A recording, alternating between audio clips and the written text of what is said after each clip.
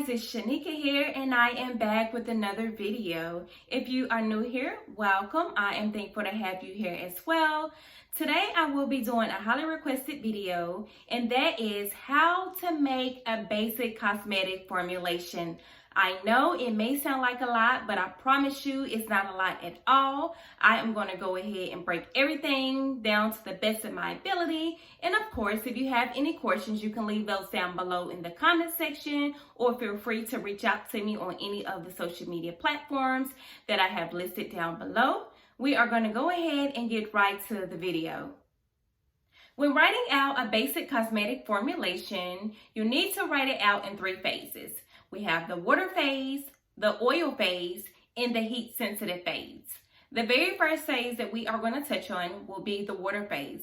I can already tell you off bat that the very first ingredient that you will need will be distilled water. You don't want to use tap water or any other kind of water, because sometimes water tends to carry bacteria and you want to keep that out of your water at all expense. So I would recommend using distilled water and only distilled water. If you plan on using aloe vera juice, you can add it to this phase. If you're using glycerin, you can add it to this phase.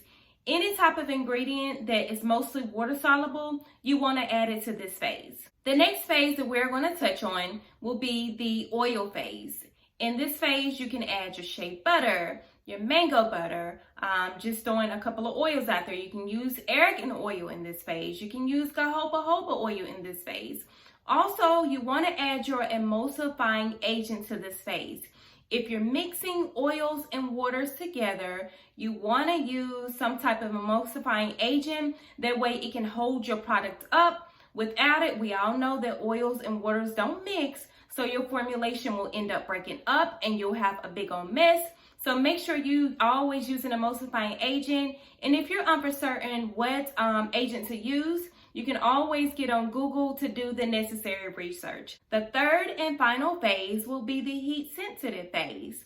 In this phase, you'll add your preservative. A preservative is always needed to prevent contamination in your product. You can add your tea tree oil. You can add your peppermint oil to this phase. Moving right along, always use the suggested usage amount for the particular ingredients that you anticipate on using. If you use less than that particular ingredient, it may not be beneficial in your formulation. If you use over the recommended usage amount, it could end up contaminating your product and then you'll have a big old mess. So always stay within the recommended usage amount. And I do have some ingredients here that I would like to show you guys.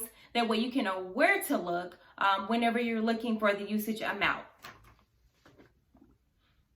The very first ingredient that I have here is jojoba oil.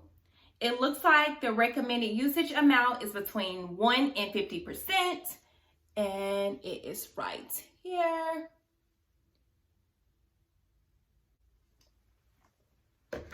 The next ingredient that I have is cetyl alcohol, which is an emulsifying agent.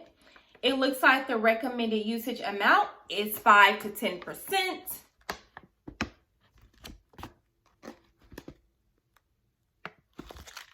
And it is right there. The next ingredient that I have here is bamboo extract, and the use level is between 5 to 10%.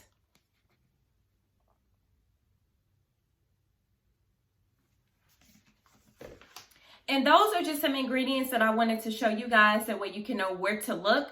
But sometimes ingredients will not have the recommended usage amount. That's when you need to refer back to the site and look somewhere in the description section, and it should have the recommended usage amount. When writing out a basic cosmetic formulation, you need to transfer your percentages to a weighed out formulation.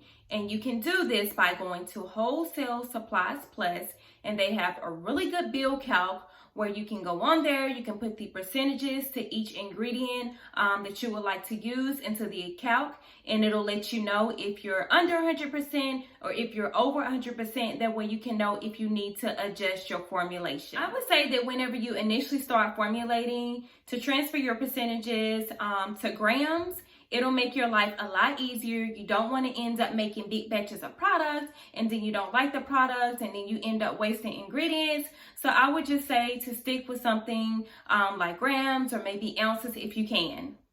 Before you write out a basic cosmetic formulation, you want to make sure that you do the necessary research. That way you can know which ingredients that you want to use. And so you can know the percentages that you need to use in your formulation. Make sure if you haven't already that you go and watch the video where I'll show you guys how to make a simple hair moisturizer. I do break down the percentages as well as the ingredients I use. That way if you guys decide to make it at home, you can do so. That is all that I have for you guys today. If you have any video recommendations, do not hesitate to leave those down below in the comment section. Don't forget to like, comment, and subscribe. I will leave all social media links down below in the description section. And until then, I'll see you guys in another video.